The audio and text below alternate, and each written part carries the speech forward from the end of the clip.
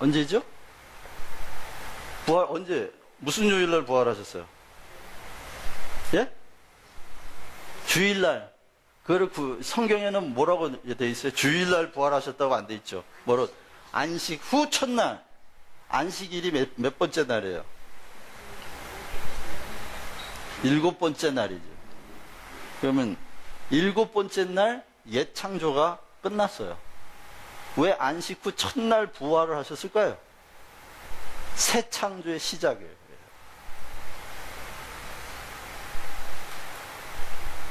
새 창조의 시작. 그래서 부활은 전혀 새로운 차원의 생명의 세계가 시작된 날이에요. 부활. 그것은 피조물이 가지고 있는 생명이 아니에요. 이건 창조주 하나님의 생명이 예수 그리스도의 죽은 몸에 나타난 거예요.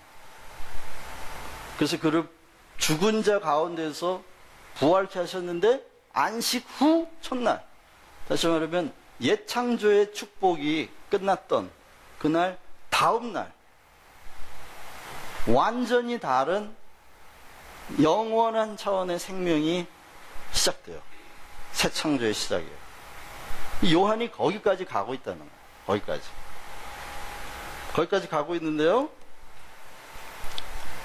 첫 기적, 표적이 뭐냐면 물로 포도주를 만드는 거예요. 근데 여러분, 물과 포도주는 완전히 화학 기호가 틀려요. 물은 H2O, 포도주는 C2H5OH. 내가 그냥 막 하는 것 같죠? C2, 산소 2개, H5, 수소 5개, OH, 산소 하나, 뭐지? 내가 틀렸나? C2H5OH. 뭐 비슷해요. 그 말은 그 안에 H2O에다가 없었던 물질이 끼어 들어갔다는 얘기예요. 그쵸? 그러면 물이 포도주 된 건 색깔만 변한 게 아니에요. 거기다가 무슨 아도산치 좀 넣고 색깔 넣은 게 아니라고. 그게 아니고 완전히 다른 물질이에요. 물과 포도주는 완전히 다른 물질이에요. 그건 뭐냐? 지금 요한이 예수가 누구다? 창조주라는 걸 지금 얘기하고 있는 거예요. 창조주. 물질을 창조하는 창조주이면서 지금 그 가나의 혼인잔치에서 그 사건이 있었잖아요. 그죠? 다시 말하면 지금 하늘나라에, 앞으로 하늘에 있을 혼인잔치의 주인으로 창조주가 되심을 이야기하고 있는 거예요, 지금. 하늘나라에 혼인잔치가 있다는 이야기를 쓴 사람이 누구죠? 요한이에요. 요한 계시록에.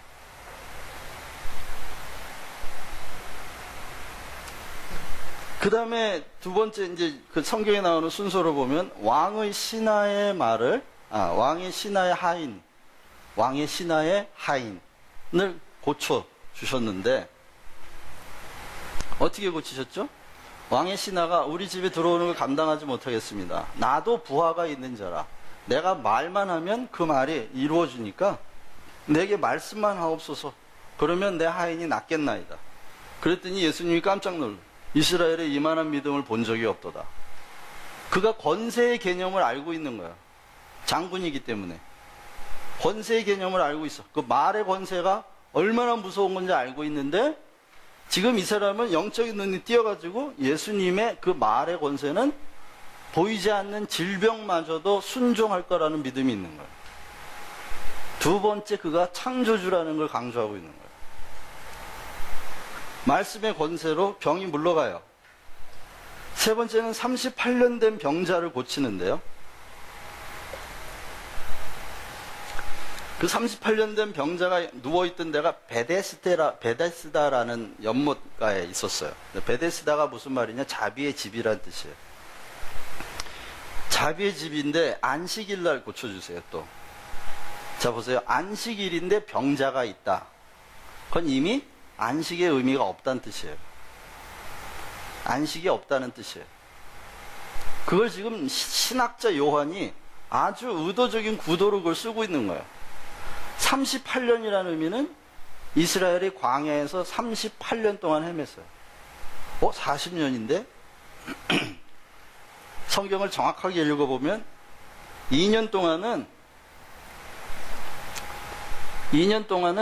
율법 받기 이전이고요. 2년 동안은 징계로 돌아다닌 게 아니에요. 훈련으로 돌아다닌 거예요. 근데 2년 만에 율법을 받고 그 정탐 사건이 있었던 게 2년 뒤에요. 광야로 간지. 그때부터 40년. 다시 말해 정확히 말하면 38년 동안 정탐 사건의 징계로 광야를 헤맸어요. 그래서 앞에 2년과 도합 40년이 되는 거예요. 그게 38년 된 병자라는 말은 마치 영적인 광야에서 헤매고 있는 이스라엘의 역사를 의미하는 거예요. 안식일 날 이스라엘의 역사는 병들어 있다. 내 자리를 들고 가라. 그리고 고치시잖아요. 역사를 치유하시는 창조주로 오신 것을 기록하고 있는 거야.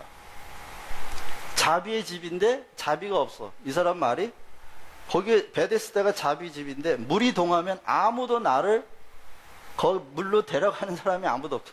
자비의 집에 자비가 없어. 안식일에 병이 있어. 그게 이스라엘 역사라는 거예요. 이스라엘의 역사가 그렇게 광야를 뱅뱅뱅 도는 역사라는 거예요. 그것을 예수님이 찾아오신 자비예요. 내가 낫고자 하느냐? 네, 낫길 원합니다. 자리를 들고 걸어가라. 그 삶의 자리를 고치시겠다는 거예요. 우리 삶의 자리가 뭐라고 그랬죠? 창세기에? 공허와 혼돈과 어둠이라고 말씀했어요. 창조주 하나님을 그리고 있는 거죠.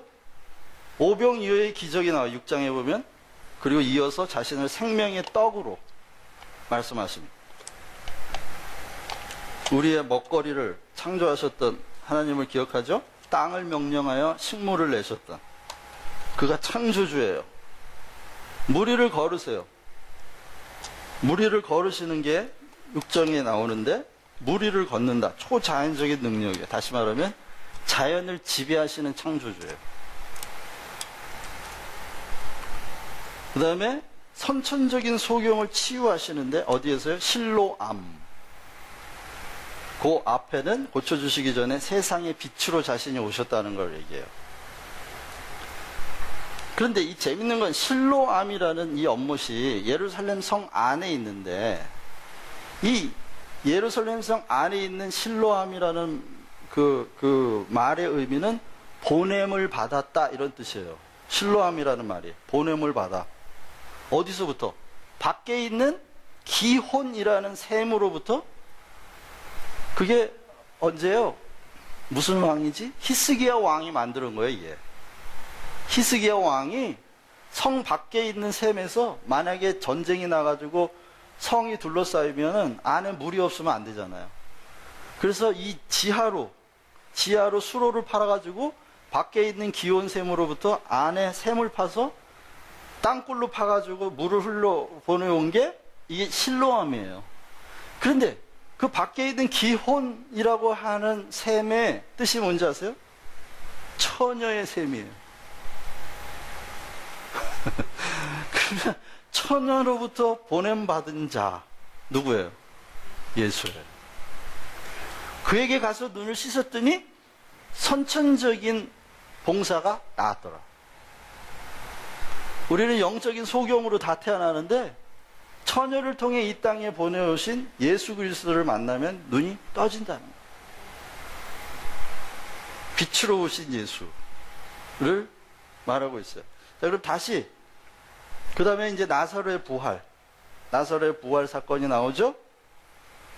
그것은 나사로가 그때 부활했는데 지금까지 살아있나요? 죽었나요? 죽었죠? 그건 육체적인 부활을 이게 있다. 구속이 완성되지 않았기 때문에 다시 죽었지만 종말론적인 구원이 오면 나사로도 오겠죠? 그래서 이 죽은 육체를 살리시는, 죽은 자 가운데서 살리시는 내가 부활이요 생명이라는 것을 나타낸 창조주인데, 자, 첫날 빛과 관련했을 때 아까 얘기했던 실로함과 그 대조를 이루죠. 그 다음에 셋째 날에 땅과 바다의 경계를 정하셨어요. 혼돈을 물러가게 하신 것이 바로 말씀의 권세예요. 꾸짖으시니 바다가 물러갔다 그랬죠. 땅에 식물을 만드신, 그게 오병이어의 기적이에요. 광명의 궁창들을 만들므로써 고대의 해, 달, 별, 피조물들을 신으로 섬기는 우상 숭배들을 물리쳤다고 얘기했는데, 바로 그게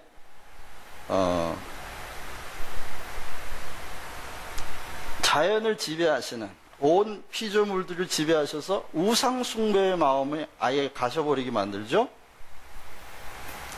그리고 다섯 번째, 바다의 생물과 궁창의 새들을 만드셨는데, 그게 바로 물로 포도주를 만드심으로써 물과 하늘의 그 메타포를 연결시키고 있는 거예요.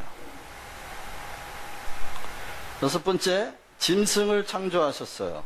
흙으로 짐승을 창조하시고 흙으로 만든 몸, 그 육체의 부활을 눈앞에서 재현해 보이십니다.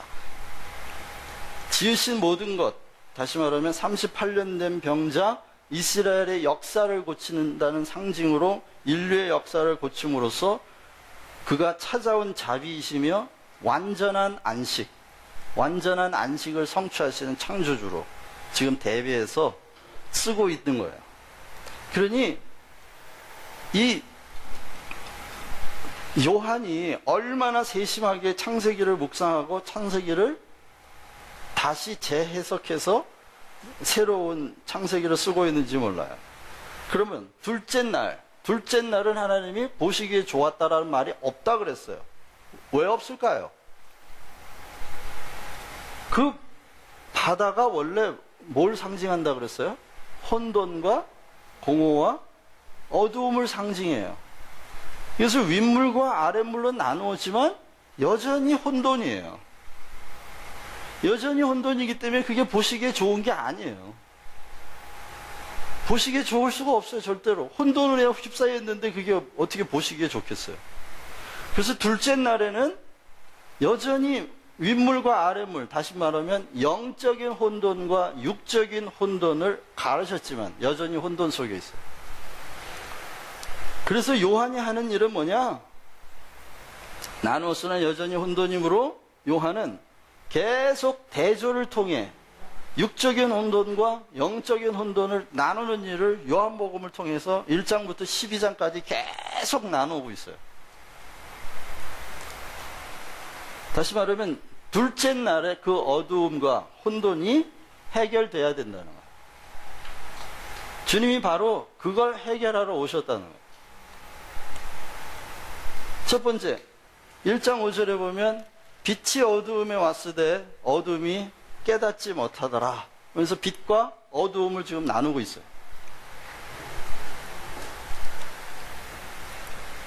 다시 말하면 빛과 어둠은 영적인 개념인데 윗물에 해당되는 거죠. 영적인 것도요, 여러분, 영적인 게 다 깨끗한 게 아니에요. 아시죠? 사단은 영적인 존재죠? 더러운 영이에요. 그래서 더러운 영과 섞여 있을 수 있다는 거예요. 그래서 고린도후서 7장인가요? 고린도전서 7장인가요? 너희가 영을 다 믿지 마라. 요한복음이죠? 요한복음엔 너희가 영을 다 믿지 말고 시험해라. 영적인 혼돈이 있을 수 있어요. 다 시험해서 꼭 분별을 해야 돼요. 요한복음에 보면 영을 분별하는 법이 몇 개 있지만 그건 나중에.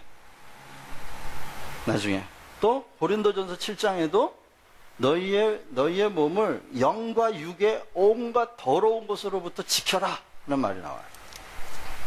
그러니까 영적인 혼돈이 있어요. 분명히 있어요. 그럼 육체적인 혼돈이 또 있어요. 그게 뭐냐? 영적인 것과 육체적인 혼돈을 나누는데 1장 16절 17절에 율법과 은혜를 나누어요. 율법은 누구한테 온 거다? 누구로부터? 누굴 통해서? 모세를 통해서. 은혜와 진리는 예수